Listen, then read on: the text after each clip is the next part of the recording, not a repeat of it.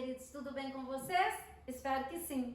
O tema da nossa aula de hoje é o período regencial. O período regencial faz parte do Império Brasileiro.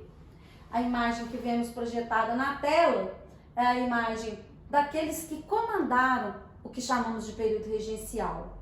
Embora tenhamos uma experiência onde não temos um rei como figura central, ao mesmo tempo, do ponto de vista legal, representado pela coroa, ainda temos uma monarquia. Para entender esse período, vamos abordar um pouco a cronologia do período imperial. Já vimos o primeiro reinado, que vai de 1822 a 1831, seguido pelo período que é o tema da nossa aula de hoje, o período regencial de 1831 a 1840, e por fim, o segundo reinado de 1840 a 1889. Para dar prosseguimento aos nossos estudos sobre o período regencial, deixaremos claro o que representou esse período. Primeiro, do ponto de vista cronológico, é o período da nossa história que vai da abdicação de Dom Pedro, no dia 7 de abril de 1831, até o golpe da maioridade, que é o golpe que antecipa a maioridade de Dom Pedro II, Dom Pedro de Alcântara. Corresponde o mais importante, o que de modo geral é cobrado nas provas de vestibular, corresponde à nossa primeira experiência republicana. O que significa isso? Pela primeira vez o Brasil seria governado por brasileiros, ou seja, embora oficialmente, constitucionalmente, ainda estivéssemos vivendo um período de monarquia, o Brasil tem o poder ocupado pela primeira vez por brasileiros. Fiquem atentos a isso, porque de modo geral é uma questão cobrada nas provas de vestibular. Temos aí a imagem que explicita justamente o que eu acabei de dizer. Dom Pedro I oferecendo a coroa ao seu filho, Dom Pedro de Alcântara. Só que era ainda uma criança Dom Pedro. Como ele ainda era uma criança, o Brasil então seria governado por brasileiros de elite. Vejamos o que configura esse período. Veja bem, temos aí a divisão do período regencial. Como essa divisão ela se dá? Temos o primeiro período representado pela chamada regência trina provisória. Durou apenas 2 meses, em 1831, logo após a abdicação de Dom Pedro. Logo depois, a regência trina permanente, que vai de 1831 a 1835. Logo depois, a regência una de Feijó. A regência una vai de 35 a 37. E por fim, a regência una de Araújo Lima, de 1837 a 1840. Observem aí, pode parecer bobo, mas é importante que tenhamos clareza. Quando faço referência à regência trina, quer dizer que haviam 3 regentes. Olha só, pessoal, para que vocês entendam bem, é como se eu tivesse 3 presidentes da República, 3 figuras centrais no poder executivo. Então, quando faço referência à regência trina, 3 representantes. Quando faço referência à regência una, 1 representante. Então, é como se aqui tivéssemos agora a figura de fato de um presidente da República. Então, veja bem, vamos estudar cada um desses períodos, iniciando então pela configuração do que representa esse período. Podemos dizer que dentro das fases que abarcam esses 4 períodos da regência, temos um primeiro período liberal, que vai de 1831 a 1836, pelas medidas descentralizadoras.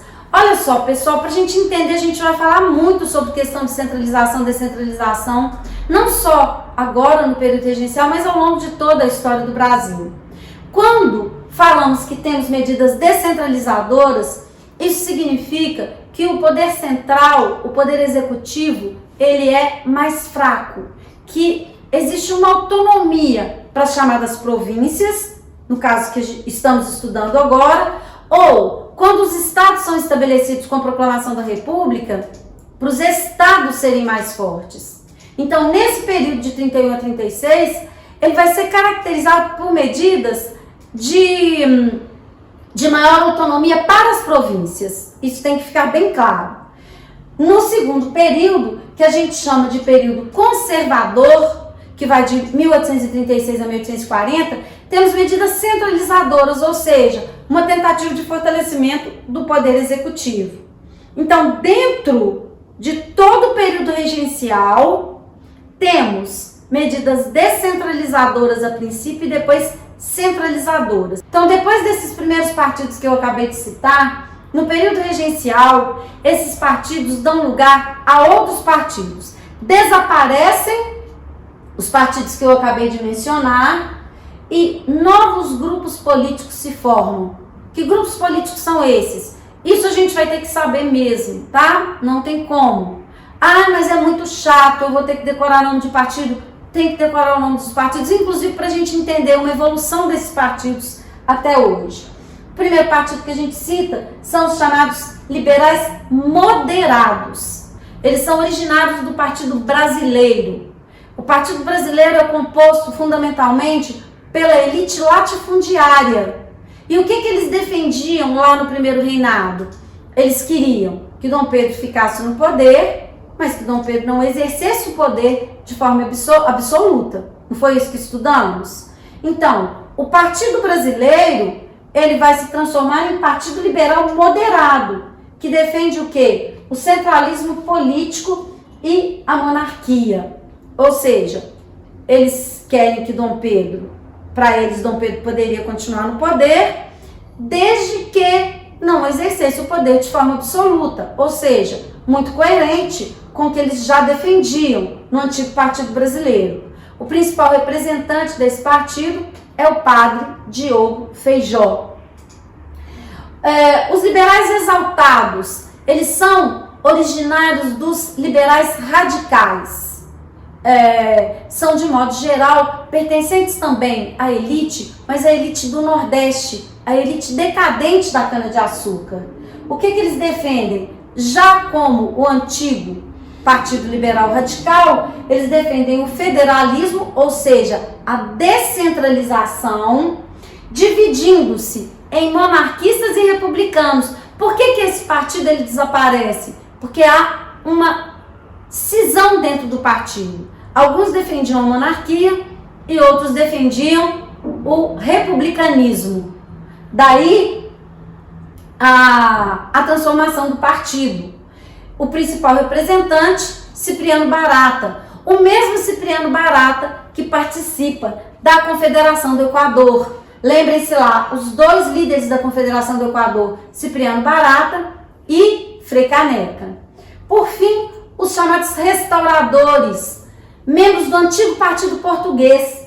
Os restauradores, eles não são os portugueses, aqueles que cercaram Dom Pedro no primeiro reinado, e, portanto, agora o que eles querem? O retorno de Dom Pedro para governar o Brasil. Eles queriam que Dom Pedro, que abdicou, retornasse ao Brasil e governasse. O principal representante do Partido Português é José Bonifácio, que na verdade vai ser o tutor do filho de Dom Pedro. O tutor, ou seja, foi quem ficou aqui tomando conta de Dom Pedro de Alcântara. Muito bem, a primeira regência que se estabelece, falaremos então muito sobre a questão partidária, fiquem atentos então a ela. A regência trina provisória, ela acontece, ela é estabelecida assim que Dom Pedro abdica, e ela na verdade só dura 2 meses, em 1831. Aqui temos a imagem dos regentes. Uma observação, tá, pessoal? Não é muito importante que você saiba esses nomes dos regentes, eu acho que é muito mais ilustrativa essa imagem, para que você entenda o que é a regência trina, né? Quem são os representantes? Francisco Lima e Silva, Nicolau Campos Vergueiro e José Joaquim Carneiro de Campos. São membros da elite agrária. Não temos nenhum representante político aqui que não seja um representante da elite agrária brasileira. ou seja, todo o período regencial, como em grande parte de toda a nossa história, a elite é que vai nos comandar, assumir o poder ao longo de toda a nossa história. Esses três representantes, então, como disse, de um modo geral, as provas de vestibular elas não cobram o nome desses regentes. A questão mais cobrada dentro do período regencial nas provas de vestibular, veja bem, pessoal, ou a questão política, político-partidária, ou das revoltas que iremos abordar. São os dois temas mais cobrados de período regencial nas provas de vestibular. Muito bem. O que aconteceu de importante na regência trina provisória? Embora ela tenha durado apenas 2 meses, imagem aí, né, os 3 regentes e Dom Pedro no trono. Na verdade, como era ainda uma criança, o que vamos observar? Quem na verdade vai mandar são justamente esses brasileiros, como já falamos. Então, como eu disse, vamos ver quais foram as medidas tomadas durante a regência trina provisória. O restabelecimento do ministério demitido por Dom Pedro no dia 5 de abril de 1831. Vou recapitular esse fato. Observem aí. Eu disse o seguinte: depois do assassinato do Líbero Badaró, nossa aula lá de primeiro reinado, hein? Depois do assassinato do Líbero Badaró, o jornalista, Dom Pedro vem para Minas, é mal recebido aqui, volta para o Rio de Janeiro. Quando ele chega no Rio de Janeiro, os portugueses tinham feito uma festa para ele. Essa festa dá origem a um confronto entre brasileiros e portugueses que ficou conhecido como Noite das Garrafadas. Para apaziguar os ânimos, o que Dom Pedro faz? A acusação, né, de que ele estava se cercando de portugueses, que os portugueses é que mandavam no Brasil, ele vai formar um ministério composto apenas por brasileiros, o chamado Ministério Brasileiro. Só que, como ele viu que isso não acabou com os protestos, ele demite esse ministério e nomeia um ministério, que é o Ministério Português, chamado Ministério dos Marqueses ou Medalhões. Esse ministério, então o Ministério Brasileiro que foi demitido por Dom Pedro, vai ser restabelecido no período regencial. Ou seja, uma clara atitude de restabelecimento do poder dos brasileiros e exclusão, portanto, dos portugueses. A decretação da anistia geral para todos os envolvidos em crimes políticos, todos os protestos, vamos lembrar algo mais importante que a Confederação do Equador e todos aqueles que foram presos por protestar contra Dom Pedro vão ser anistiados. O que significa anistia? Uma palavra que a gente vai usar muito ao longo da história do Brasil e mesmo na história geral. Anistia é perdão político. O cara comete um crime político, é preso e ele pode ser anistiado, ou seja, perdoado pelo crime político. Foi o que esses primeiros regentes, uma das medidas que esses primeiros regentes tomaram. E, por fim, tentativas de barrar as agitações que são uma característica fundamental do período regencial. Ao longo de todo o período regencial e desde o início dela, o povo vai protestar contra o governo, contra as péssimas condições de vida, contra, na verdade, toda a estrutura do Brasil baseada em um poder de uma elite dominando uma maioria de despossuídos e de miseráveis, especialmente calcada, como até hoje na nossa história, na concentração de terras. Vocês poderiam me perguntar em uma aula presencial, mas professora, por que a regência é provisória? Por que já não foi estabelecida uma regência permanente? Porque os deputados estavam de férias quando Dom Pedro abdica e foi feito às pressas um arranjo para que os 3 regentes assumissem até que fossem eleitos os regentes permanentes.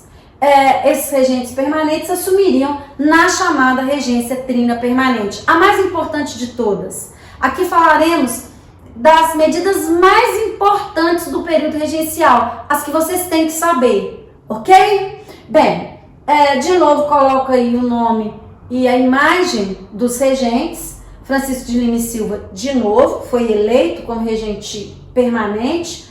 João Braulio Muniz e José Costa Carvalho. Todos eles membros da elite brasileira, volto a repetir. Fica aí como menção para o entendimento do que foi a regência trina, mas não para que você precise, não que você precise decorar esses nomes, ok? Muito bem. Então, o que foi de importante, que medidas importantes foram tomadas nessa regência? Essa aqui não tem jeito, tá, gente? O que eu vou falar agora é a essência do que pode ser cobrado de você em uma prova de vestibular junto com as revoltas. Então, eu destaquei aqui em vermelho justamente para que você tenha noção da importância, inclusive para a gente entender outros períodos da história do Brasil, de cada uma das medidas que eu vou citar agora, tá? Bem, eu citei os 3 partidos lá que são originários do partido do primeiro reinado, da cisão dos partidos do primeiro reinado. Quais são os partidos que vão predominar aqui, portanto, na regência trina e ao longo de praticamente toda a regência? Eu tenho uma predominância dos moderados, então, liberais moderados. Veja bem, quem são esses liberais moderados? Elite do Sudeste, a elite que manda de fato no Brasil. Com ferrenha oposição dos liberais exaltados, elite do Nordeste, originários lá dos liberais radicais e dos restauradores, que queriam a volta de Dom Pedro. Então eu tenho uma briga intensa, uma briga política. Como vivemos hoje uma polarização política no Brasil, essa polarização, ela vai existir também aqui no segundo reinado. Ela é constante. Eu tenho uma luta política que caracteriza o período regencial. Nós temos que estar muito atentos para isso. E isso vai levar, em grande parte, as medidas que vamos citar aqui. A primeira, a criação da chamada Guarda Nacional em 1832. O que era a Guarda Nacional? A Guarda Nacional é um grupo paramilitar. O que significa isso? Não faz parte das forças oficiais do Estado, das Forças Armadas. Não é exército. É um grupo formado apenas por pessoas de posse. Olha bem esse conceito. Composta por pessoas de posse, garantia da fidelidade e da ordem social. Braço armado da elite latifundiária. Professora, mas o que é isso? O que significa braço armado da elite latifundiária?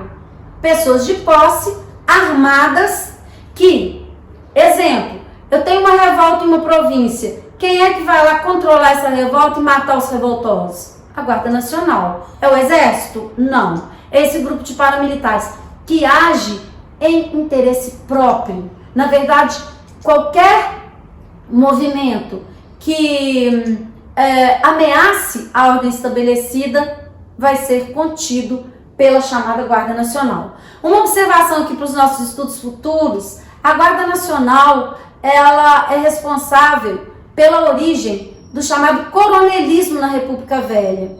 A patente de coronel concedida pela Guarda Nacional, que não é uma patente militar, olha bem, se é um grupo paramilitar, coronel não é uma patente militar, é paramilitar.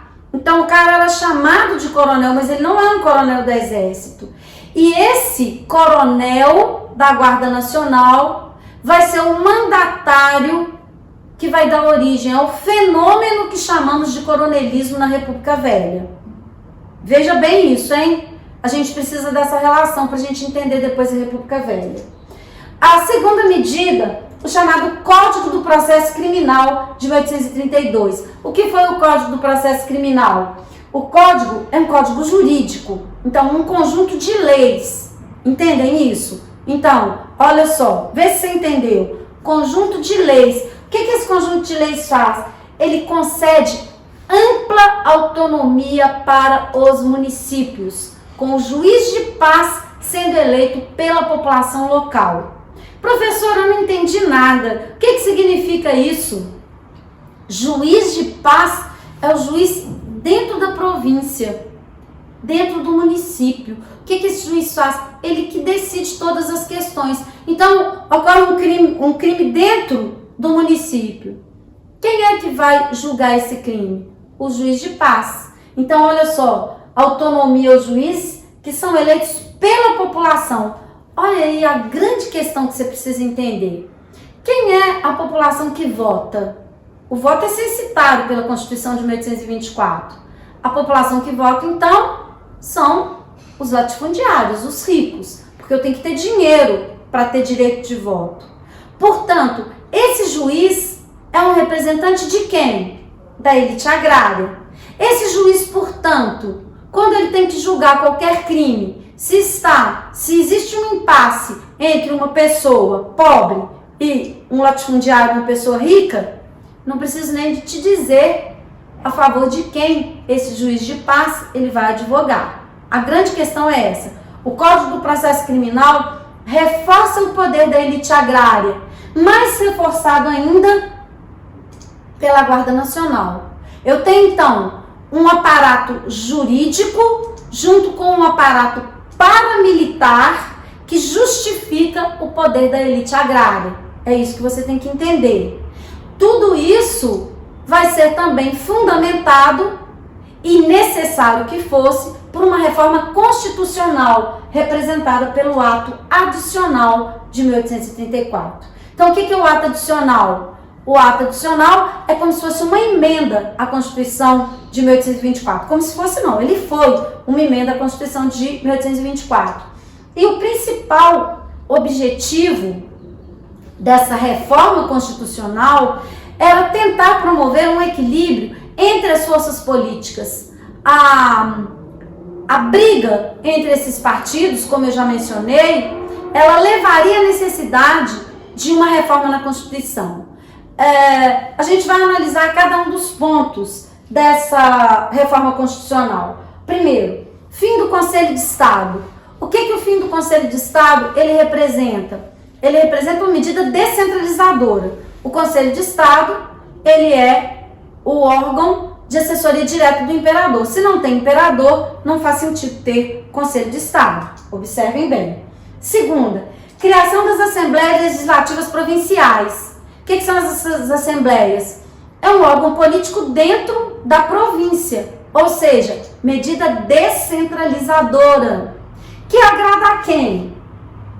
Aos exaltados.